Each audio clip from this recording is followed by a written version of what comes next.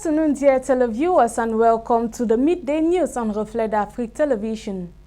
We take you to Kribi, where Mendo Philemon Alfred, former Kribi container terminal at the Kribi seaport, has revealed that a lot of irregularities are practiced at the seaport. According to him, bidders for control over the Kribi port were put at a complete disadvantage due to some questionable activities of the Bolloré Group. He had resigned from the post of the Kribi container terminal due to the illegal practices going on at the deep sea port. And still in Cameroon, the Cameroon government has set aside a sum of 2 billion francs CFA to assist small and medium-sized enterprises greatly affected by the COVID-19 pandemic.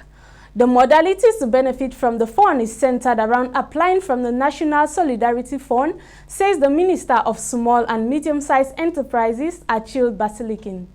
It is noted that the government had earlier made some decisions to enable business combat the fight of the coronavirus pandemic early in 2020, where the virus was at its peak in Cameroon.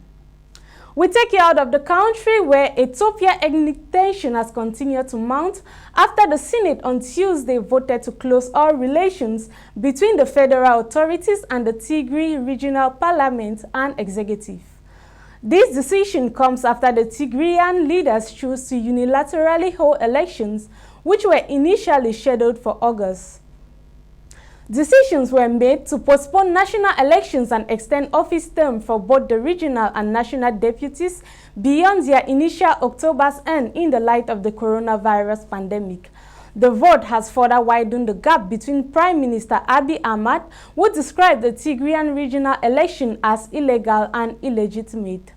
Even though the elections have severe relations between the two, the federal government will continue to work with the local institutions in northern Tigray to ensure that essential services remain available to the people of the region.